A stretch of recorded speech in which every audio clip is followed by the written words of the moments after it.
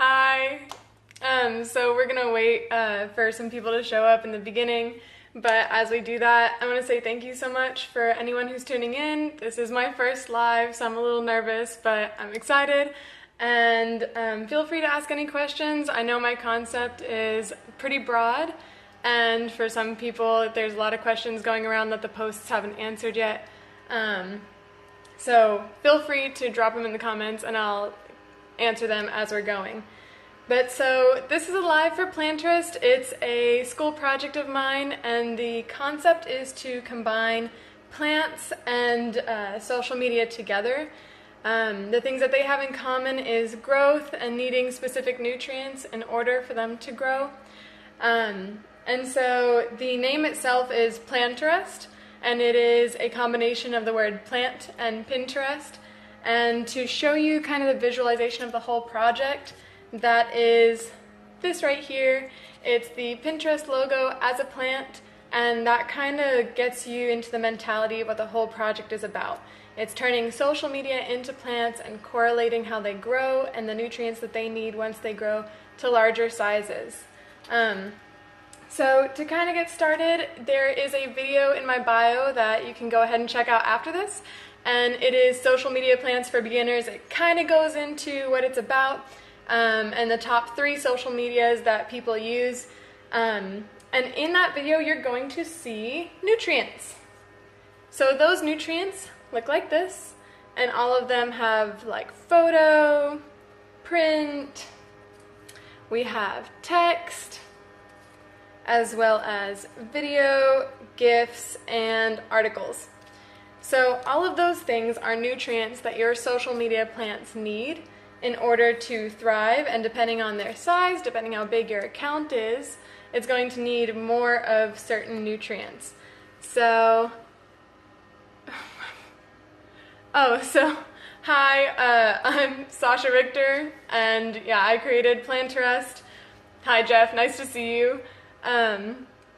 And you can find Planterest on Instagram, YouTube. I'm going to put a little bit on LinkedIn, and I have a website coming out in a little bit. So we're going to go into the video that you'll see in my bio has the Instagram sunflower. Sunflowers are really pretty and, you know, sunny and beautiful, and it's mostly about the aesthetic, and that's just what Instagram is. So you kind of love the aesthetic of the sunflower, and it's huge.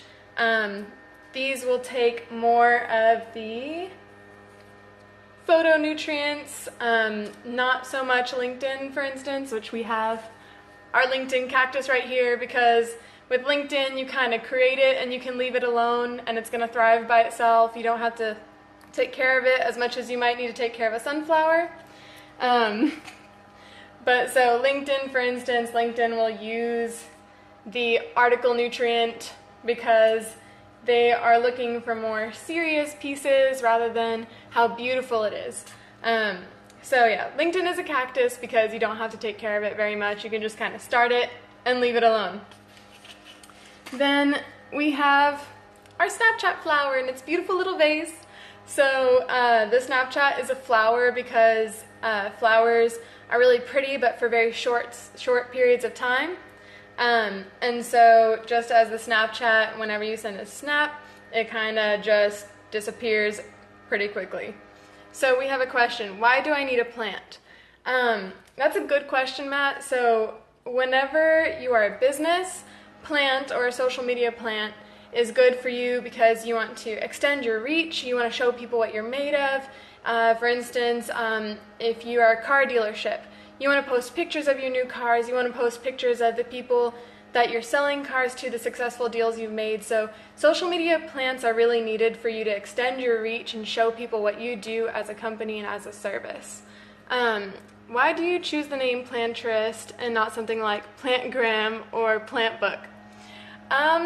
So I chose Planterest because Pinterest and plant start with P. And so I just stuck those two together. I thought maybe if I had Plantgram, people might think it's something about mailing plants, or Plantbook, they might think I'm actually just writing a book of plants. Also, it goes with if the plant is, if the name is already taken, sorry. So your platform is a thriving plant, and that can take of itself and prosper through photosynthesis. Take care of itself. Yes.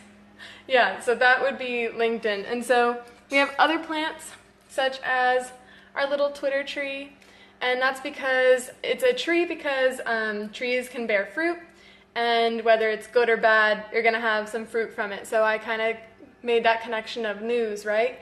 Whether it's good or bad news, usually you're going to get some news from Twitter. So that's kind of where people go to get, or at least millennials go to get a lot of their news. So I thought that kind of correlated. If I'm new to social media plants, what should I do first? So the most important thing to do with social media plants is not necessarily go get yourself one, but know what you want to represent with those plants. So for instance, if you're a company and you're trying to start a social media account, you want to know, what is your look going to be like? What was your message? Who do you want to bring towards yourself? So with that, that's the most important thing to start with, is what is your message, and then go get the plants that will help you best bring that message to the people you're trying to get to. We have another question. So what kind of garden would you suggest for, say, a moving company? A moving company garden. So I believe that might be good to start with your Instagram sunflower, because you're going to show pictures of you moving things. Also, a lot of realtors use Instagram because they love pictures. That's where your audience is. So if you're a moving company, you're going to do a lot of things that have to do with realty. You're going to have a lot of houses to go to. So I would start with the Instagram sunflower, because then you can post your photos of couches or houses or customers that you've been working with. The most important thing is to not take on too many social media plants at once. Some people don't necessarily have a green thumb until they've learned to have a green thumb. So you want to just keep it within that realm of how much can you manage at once. Okay. Hi, Gabby. Let's see. What if my plant is not doing well and I don't like it anymore? Okay, so if your plant is not doing well, something that's important to look at is what's going on with the plant. Maybe it's, maybe you've put too much content into it that kind of doesn't work for the platform. For instance, your nutrients, right? So video does work on Instagram, but it can only be certain lengths, and after that point, you lose the person who's watching. So you kind of want to make sure that you look at it, see what are you doing with it.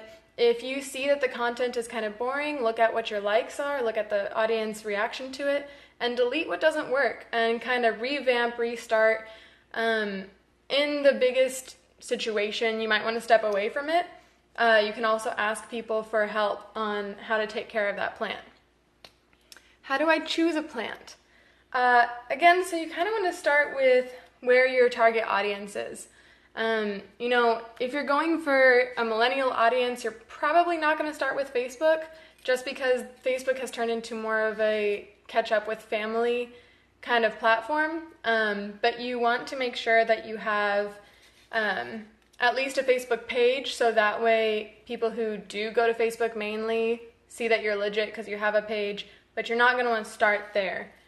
Did I answer that question? Yeah, how do I choose a plant? Yeah, so just look at where your audience is going and try to follow that audience and give them what they want. For instance, you're not going to go to Pinterest if you're trying to hit bikers up. Okay, if my plant was damaged by what if my plant is damaged by another more invasive plant? In that case, I guess that would correlate to either a situation where someone badmouthed your account, or, for instance, someone was more popular than your account and they just overshadowed you. In that instance, you would probably want to go back into looking at your nutrients. Are you giving it the right nutrients? Are you giving it on time? Also, not every plant wants the same nutrients, in the sense of, yes, it might be a photo nutrient, but you might need to be more original with the photo. So look at what your content is, kind of revamp, see why is the other plant more successful than yours, why did yours get damaged, and try to cut out what's not working for your plant. Okay, let me check. I should be pretty close to 10 minutes, but let me check this real quick. Do I have these? Okay. So if there are any other questions that I could answer, thank you so much for tuning in today. I really appreciate your support. I think I went over all the plants that I have to show you. Also, let me know if you have a plant that you really want to see a logo for. In the near future, I'm going to put a link in my bio. I'll put it on my story, and you can download the icons and put them wherever you want for free, just cause you know, freebies are always nice.